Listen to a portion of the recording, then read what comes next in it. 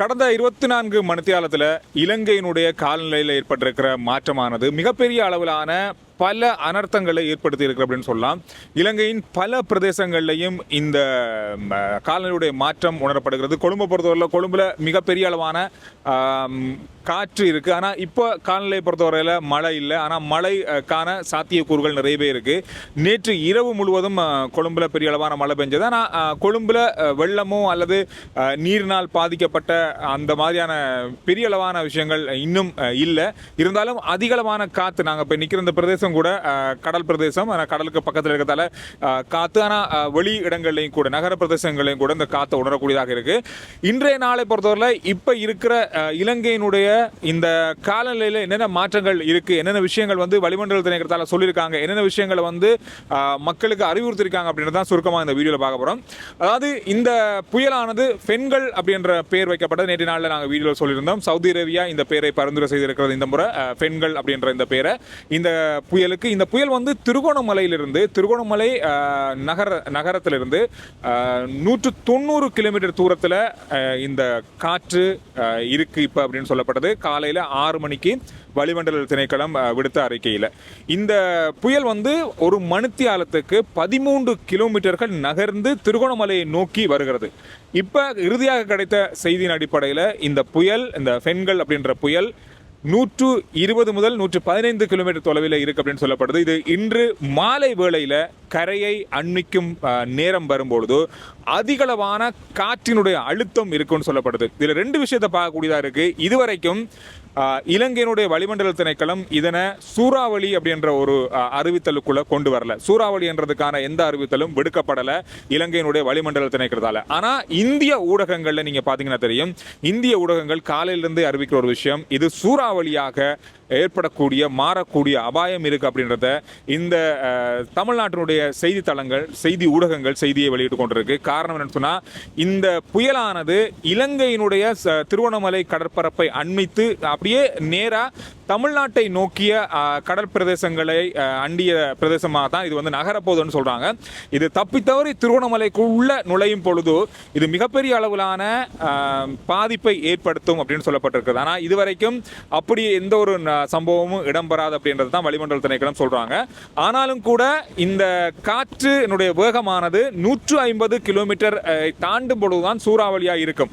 ஆனா இந்த நிமிடம் வரைக்கும் வளிமண்டல திணைக்களம் சொல்லியிருக்கிற தகவல் என்னன்னு சொன்னா, 60 முதல் 70 வேகத்தில் தான், கிலோமீட்டர் வேகத்தில் காற்று வீசும். அந்த அப்படி இருக்கும்போது சூறாவளியா கணிக்க முடியாது அப்படின்றதால இதுவரைக்கும் இலங்கையினுடைய வளிமண்டல திணைக்களம் இது சூறாவளியா அறிவிக்கல.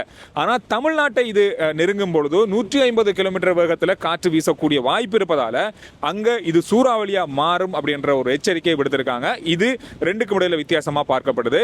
இன்றைய நாள்ல பல இடங்கள்ல பாதைகள் மூடப்பட்டிருக்கிறது. குறிப்பா யாழ்ப்பாணத்துக்கான பிரதான A9 பாதையானது ஓமந்தையில பாதையை மேல் நோக்கி தண்ணி 2 பக்கமும் செல்வதால யாழ்ப்பாணம் போற வாகனங்கள் மற்றும் போக்குவரத்து பாதிக்கப்பட்டிருப்பதாக சொல்லப்பட்டிருக்கு. அதோட மட்டுமில்லாமல் மாற்று வழியை பயன்படுத்துமாறு சொல்லப்பட்டிருக்கு. பரந்தன் வழியா செல்ற பாதையை, மன்னார் போற அந்த பாதையை பயன்படுத்துங்கன்னு சொல்லப்பட்டிருக்கு. அதோட இன்னும் ஒரு போக்குவரத்து, பிரதான போக்குவரத்து மட்டக்களப்புக்கான புகையிரத போக்குவரத்து மின்னேறிய பிரதேசத்தில் ஏற்பட்டிருக்கின்ற வெள்ளம் காரணமாக இடைநிறுத்தப்பட்டிருக்கிறது. நேற்றைய நாளில் இந்த காலநிலை காரணமாக மிகப்பெரிய அளவிலான பாதிப்புகள் ஏற்பட்டதன் காரணமாக உயர்தர பரீட்சை இன்று நாளை மறுதினம் இடைநிறுத்தப்பட்டிருக்கிறது. இந்த மாதிரி பல முக்கியமான அறிவித்தல்கள் நேற்றைய நாளில் வந்தாலும் கூட இன்றைய நாளில் இன்னும் ஒரு முக்கியமான செய்தியை கிடைச்சது. குறிப்பா இந்த அனர்த்தம் ஏற்பட்டிருக்கின்ற அசாதாரண சூழ்நிலையால் பாதிக்கப்படுகின்ற மக்களுடைய தேவைகளை பூர்த்தி செய்வதற்கும், அவங்க இது தொடர்பான தகவல்களை அறிந்து கொள்வதற்கும், இது தொடர்பான தகவல்களை வழங்குறதுக்கும் தமிழ்ல உரையாடுறதுக்கு போலீஸ் திணைக்களம் ஊடாக, அனர்த்த முகாமைத்துவம் ஊடாக ஒரு தொலைபேசி இலக்கத்தை அறிமுகம் செய்திருக்காங்க. 107 என்ற தொலைபேசி இலக்கம். இந்த தொலைபேசி இலக்கத்தை அழைத்து நீங்கள் இது தொடர்பான தகவல்களை பெற்றுக்கொள்ளலாம், இது தொடர்பான தகவல்களை வழங்கலாம் என்று சொல்லப்பட்டிருக்கிறது.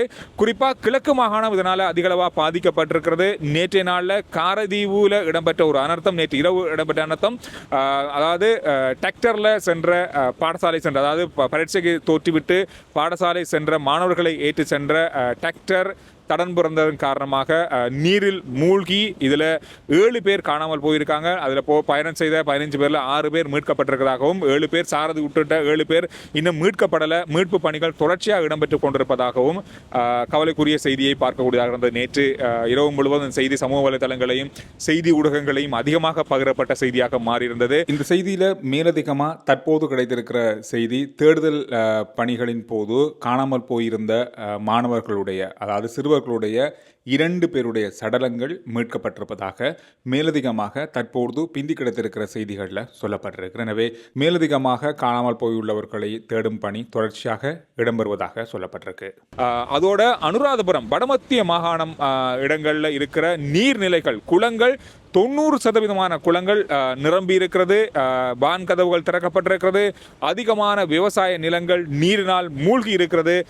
போக்குவரத்து தடைப்பட்டிருக்கிறது. பல பாதைகள், குளங்கள் இப்பொழுது நீரினால் நிரம்பி இருப்பதாகவும் வருகின்ற மணித்தியாலங்கள் இன்னும் தொடர்ச்சியான மழை 100 மில்லிமீட்டருக்கும் அதிகமான மழை வடமத்திய மாகாணத்தில் இருப்பதன் காரணமாக இன்று மாலை அளவில் 90% குளங்களுடைய வான் கதவுகள் திறக்க வேண்டிய நிலை ஏற்படும் அப்படின்ற ஒரு அச்சநிலை உருவாகி இருக்கிறது. எனவே சிகப்பு எச்சரிக்கை இந்த பிரதேசங்களுக்கு விடுக்கப்பட்டிருக்கிறது.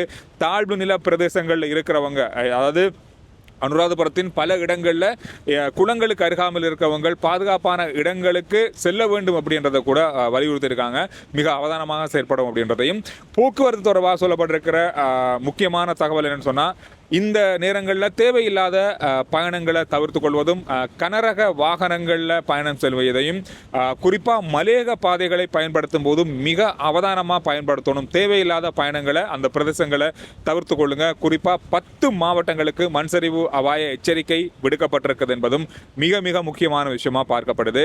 இந்த சீரற்ற காலநிலை காரணமாக இதுவரைக்கும் 17 மாவட்டங்கள் பாதிக்கப்பட்டிருக்கிறது. அதிகமாக பாதிக்கப்பட்ட மாவட்டங்களாக அறிவிக்கப்பட்டிருக்கிறது. இந்த 17 மாவட்டங்களில் 59,629 குடும்பங்களைச் சேர்ந்த 2,07,582 பேர் பாதிக்கப்பட்டிருப்பதாகவும், இதில் 3,102 குடும்பங்கள் இப்பொழுது அவர்களுக்கான நிவாரணங்கள் வழங்கப்படுவதற்காகவும் அவர்களை தங்க வைப்பதற்காகவும் 104 நிவாரண மையங்கள் இப்பொழுது அமைக்கப்பட்டு அவர்கள் அங்கு தங்க வைக்கப்பட்டிருப்பதாகவும் சொல்லப்பட்டிருக்கிற அதே நேரத்தில் பாதிக்கப்பட்ட மக்களை அல்லது பாதிக்கப்பட்ட இடங்களுக்கு செல்லக்கூடிய அளவிலாக இப்பொழுது நேற்று இரவு முதல் அறிமுகப்படுத்தப்பட்டிருக்கிறது 6 ஹெலிகாப்டர்கள், அதாவது அடைமழை காரணமாக பாதிக்கப்பட்டிருக்கிற மக்களை மீட்பதற்காக இந்த ஹெலிகாப்டர்கள் பயன்படுத்தப்படும் அப்படின்னு சொல்லியிருக்காங்க. யாழ்ப்பாணம், பலாலி, ரத்மனாலை, ஹிங்ராகோட, வீரவல, அம்பாறை, அனுராதபுர விமானப்படை தளங்களில் இருந்து இந்த ஹெலிகாப்டர்கள் தயார் நிலையில் வைக்கப்பட்டிருப்பதாக விமானப்படை ஊடக பேச்சாளர் நேற்று இரவே தெரிவிச்சிருந்தார். இன்றைய காலை வேளையிலையும் அனர்த்த நிலைமைகளை ஆராய்வதற்காகவும் அனர்த்தத்தினால் பாதிக்கப்பட்டிருக்கின்ற மக்களை பார்வையிடுவதற்காகவும் அவர்களுக்கான நிவாரணங்கள், உணவுப் பொருட்களை வழங்குவதற்காகவும் இந்த ஹெலிகாப்டர்கள் தொடர்ச்சியாக இயங்கிக் கொண்டிருப்பதாக விமானப்படை தள அதிகாரிகள் குறிப்பிட்டிருந்தாங்க. எனவே இவர்களுக்கான பயிற்சிகள், அதாவது இது தொடர்பான முழுமையான பயிற்சி பெற்றவர்கள் இந்த சேவையில் ஈடுபடுத்தப்பட்டிருப்பதாகவும் 6 ஹெலிகாப்டர்கள் தொடர்ச்சியாக தயார் நிலையில் இயங்கிக் கொண்டிருப்பதாகவும் சொல்லப்பட்டிருக்கிறது. குறிப்பாக வடக்கு பிரதேசத்தை பொறுத்தவரையில் இன்றைய நாளில் இன்னும் அதிக அளவான மழை இன்று மாலை வேளையில் இடம்பெறலாம். இந்த பெண்கள் புயலானது திருகோணமலை கடற்பரப்பை நகரத்தை அண்மிக்கும் பொழுது அதிகளவான காற்றழுத்தம் இருக்கும் அப்படின்னு சொல்லப்படுது. நாங்கள் இப்போ இருக்கிற இந்த பிரதேசம் கொழும்பினுடைய வெள்ளவத்தை பிரதேசத்துடைய கடல் பிரதேசம். எனவே அந்த அளவுக்கு காற்று, மிகப்பெரிய அளவான காற்றழுத்தம் இருக்குது கடல் பிரதேசத்தை அண்டிய பிரதேசத்தில். இது இன்னும் மிகப்பெரிய அளவில் 60 முதல் 70 கிலோமீட்டர் வேகத்தில் வீசக்கூடிய காற்றழுத்தம் இருக்கும்னு சொல்லப்படுது. வளிமண்டல திணைக்களத்தினுடைய தகவல் இதுவாக தான் இருக்கு.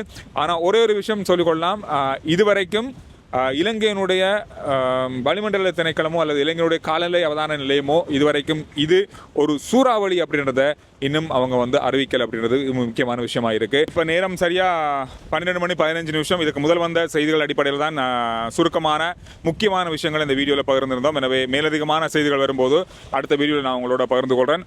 RJ Chandru report YouTube channel, Facebook page, WhatsApp channel இது எல்லாத்தையும் ஃபாலோ பண்ணுங்க. வாட்ஸ்அப் சேனலோட லிங்க் டிஸ்கிரிப்ஷன்லையும் முதல் கமெண்ட்ஸ்லையும் இருக்கு.